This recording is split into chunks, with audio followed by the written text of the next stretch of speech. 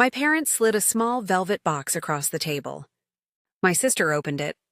A diamond ring. $12,000. She squealed.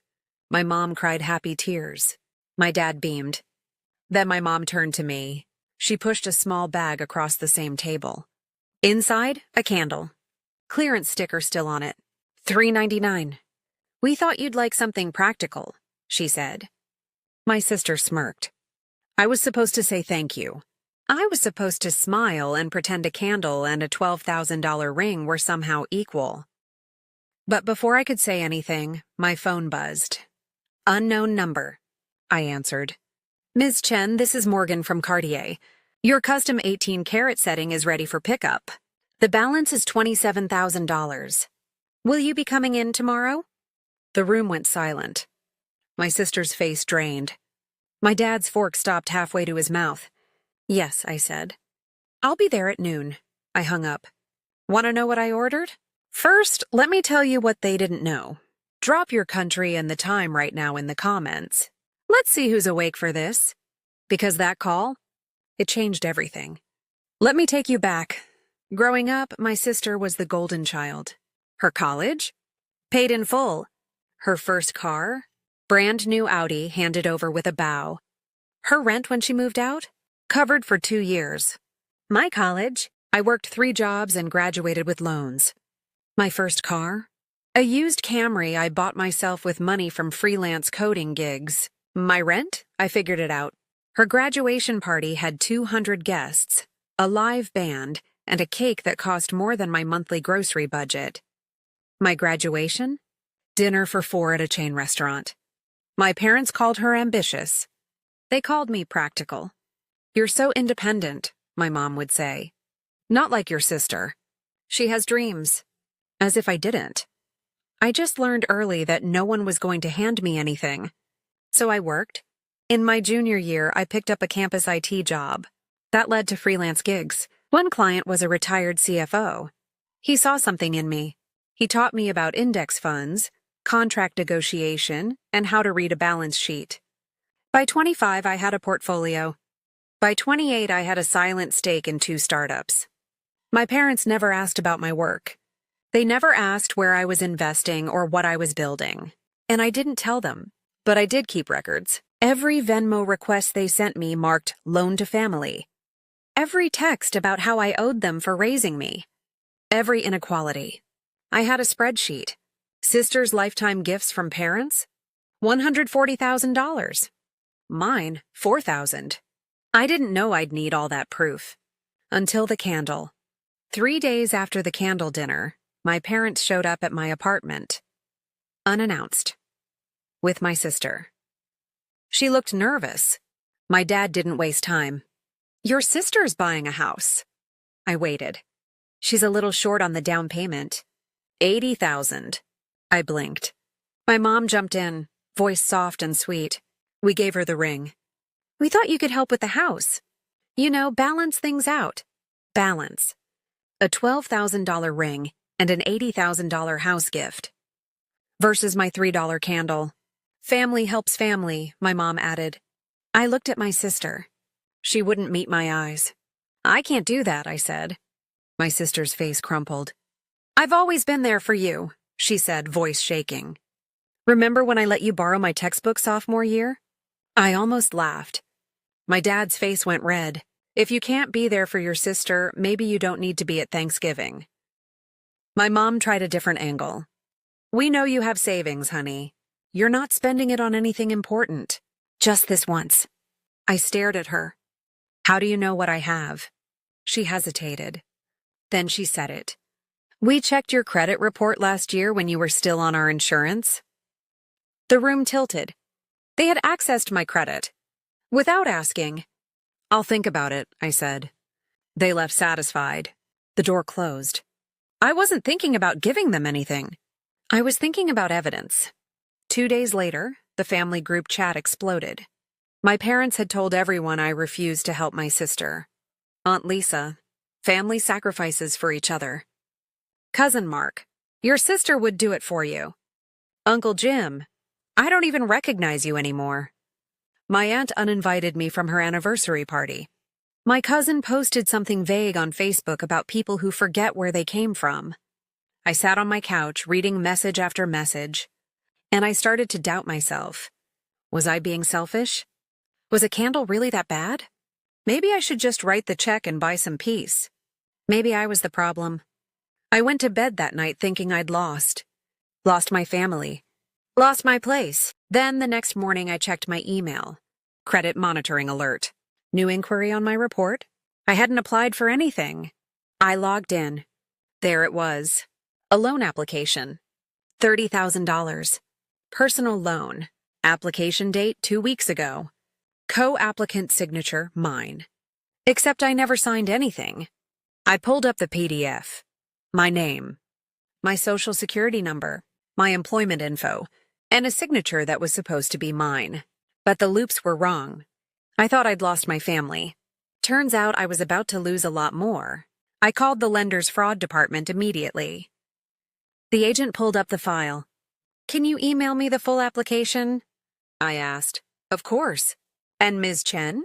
"This happens more than you'd think. Usually a family member." I hung up and opened the email. There it was.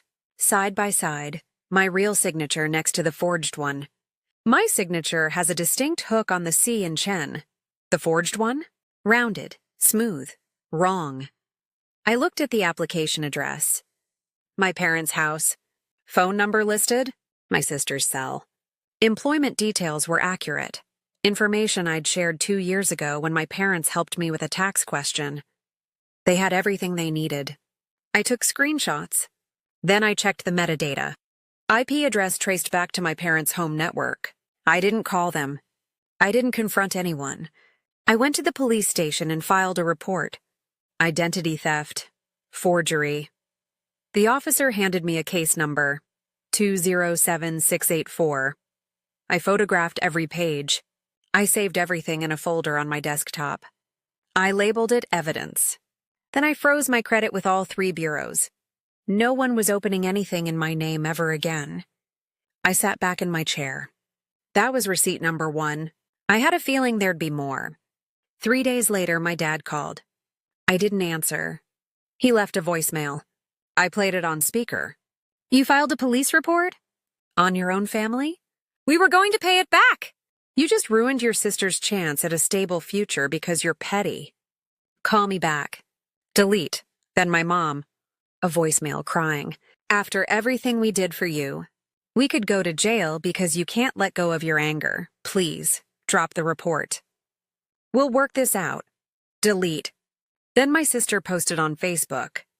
I didn't see it at first. A friend sent me a screenshot. Some people care more about money than blood. I'm heartbroken. My own sister falsely accused me of fraud, and now she's trying to ruin my credit and my future. Please keep me in your prayers. 43 comments, all of them agreeing with her, calling me cruel, calling me a liar. My aunt called to mediate. "Can't you just drop the report and handle this privately? You're tearing the family apart." I stayed silent publicly. But privately? I made 2 calls. One to a lawyer, one to an accountant.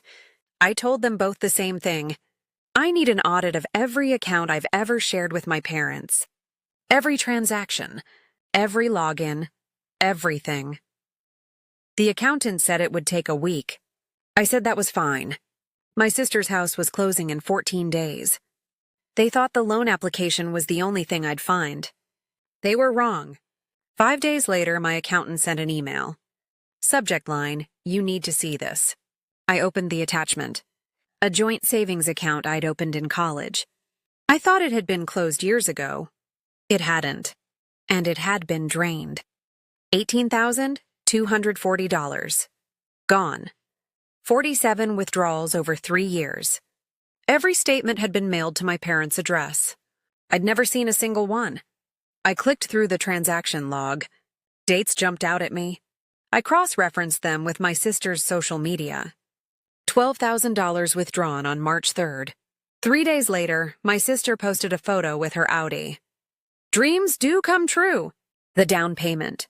I called the bank. They pulled surveillance logs for 2 of the larger withdrawals. A woman matching my mom's description. At the teller window.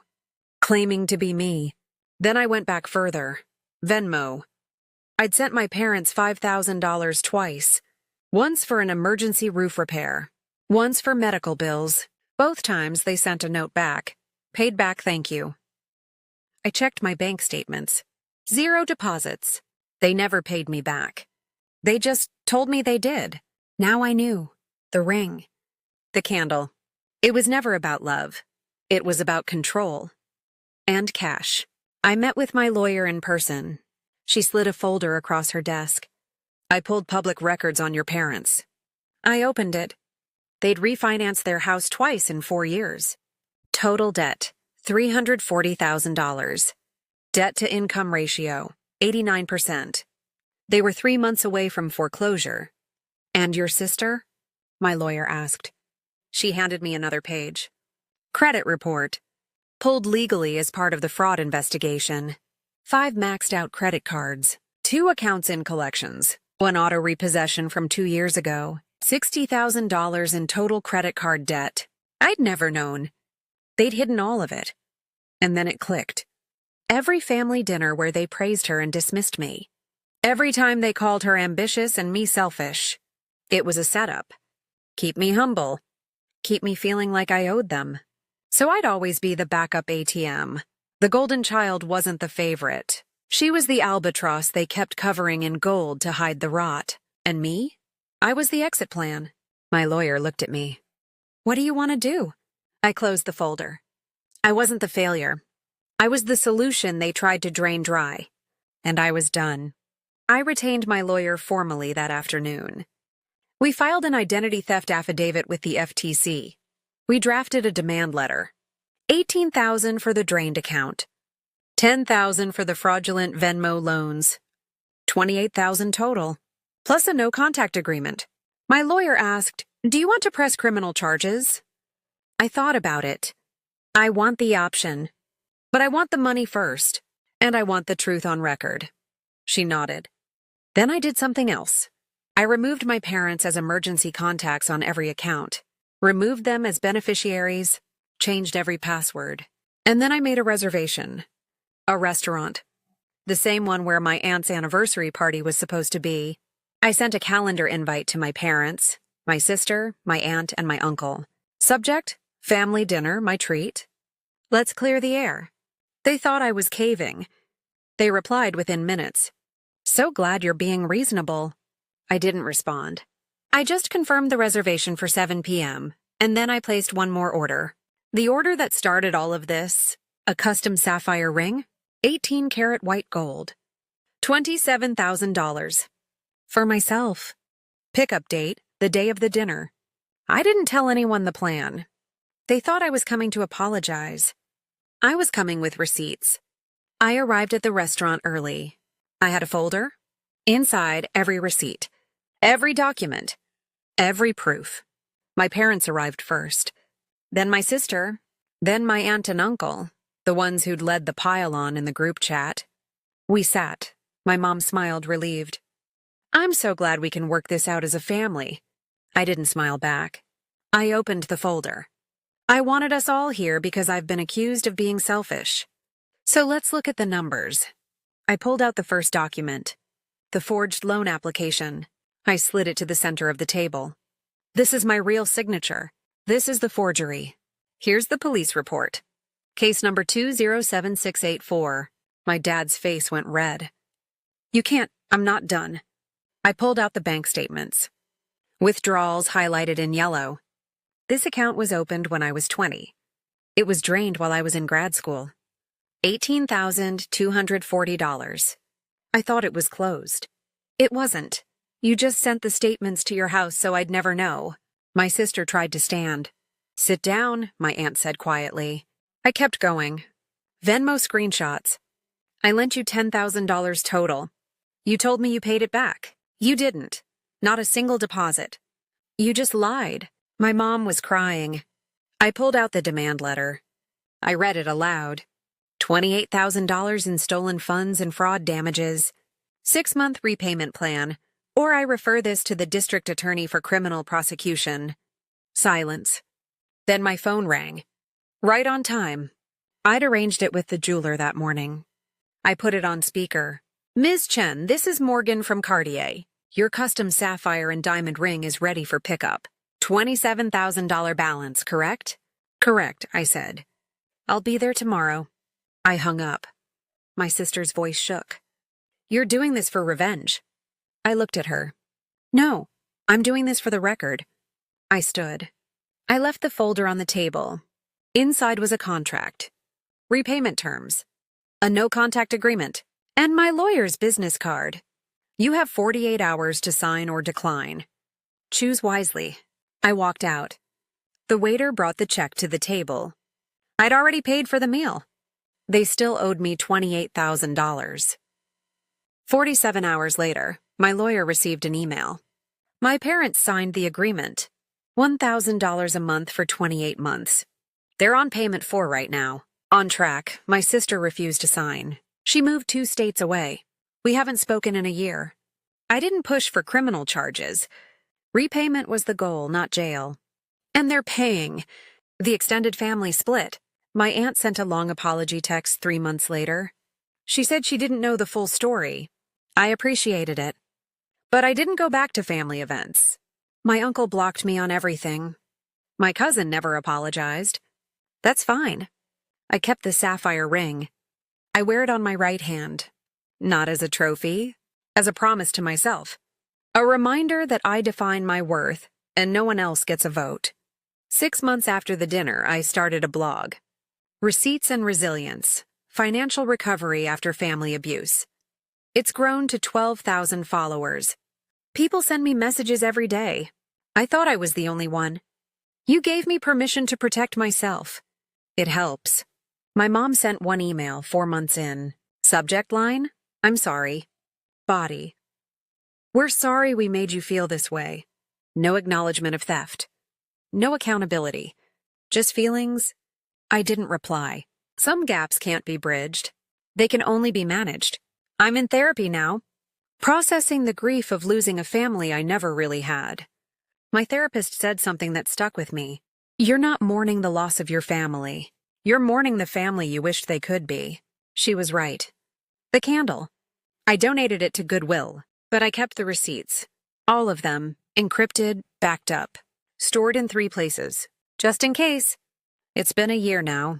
I'm healthier. I'm wealthier. And I'm quieter. I don't post about them. I don't explain myself to people who weren't there. I just build one investment at a time, one boundary at a time, one day at a time. I learned something through all of this. You can't control how people see you, but you can control what they get away with. Silence isn't peace. Boundaries are. So here's my question for you. Have you ever had to choose between family and self-respect? What did it cost you? And what did you gain? Drop your story in the comments. Let's talk. And if this story gave you permission to protect yourself, hit that subscribe button. I share stories like this every week. You're not selfish for protecting your peace. You're not alone. And you're not wrong. This has been a fictionalized dramatization, not legal or financial advice. Always consult professionals for your situation. Thank you for listening.